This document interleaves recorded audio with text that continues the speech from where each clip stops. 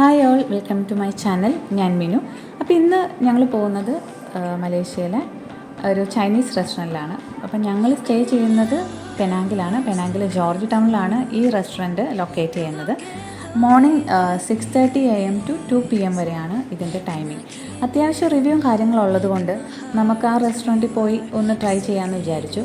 എന്തായാലും മലേഷ്യ വന്നപ്പോൾ തൊട്ടുള്ളൊരു ആഗ്രഹമായിരുന്നു ചൈനീസ് ഫുഡൊക്കെ എങ്ങനെയായിരിക്കും, എങ്ങനെയാണ് അതിൻ്റെ ടേസ്റ്റും കാര്യങ്ങളൊക്കെ എന്ന് വിചാരിച്ച് അതിനോടൊരു എക്സൈറ്റ്മെൻറ്റും കാര്യങ്ങളും ഉണ്ടായിരുന്നു.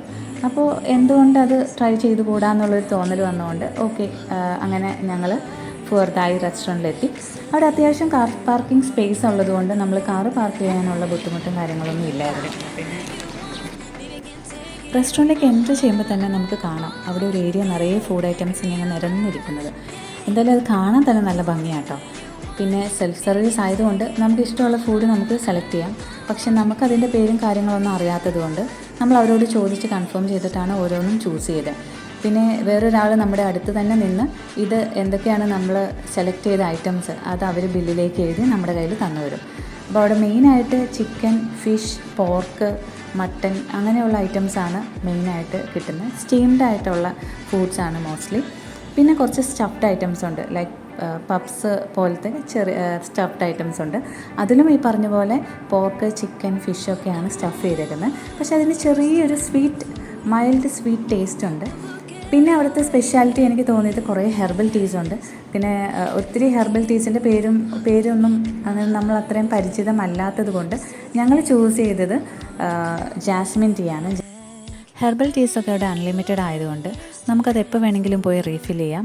ഇൻ കേസ് നമുക്കത് റീഫിൽ ചെയ്യാൻ പറ്റിയില്ലെങ്കിൽ നമ്മൾ അവിടുത്തെ സ്റ്റാഫിനോട് പറഞ്ഞ് നമുക്കത് റീഫിൽ ചെയ്ത് വെക്കാവുന്നതാണ്. അങ്ങനെ ഞങ്ങളുടെ ചൈനീസ് ഫുഡ് എക്സ്പീരിയൻസ് നല്ലൊരു എക്സ്പീരിയൻസ് തന്നെയായിരുന്നു. അപ്പോൾ ഇനി ആരെങ്കിലുമൊക്കെ പെനാങ്കിൽ വരുമ്പോൾ ജോർജ് ടൗൺ വിസിറ്റ് ചെയ്യുകയാണെന്നുണ്ടെങ്കിൽ ഫുവർദായി റെസ്റ്റോറൻറ്റ് ഒരു നല്ല ഓപ്ഷനായിരിക്കും.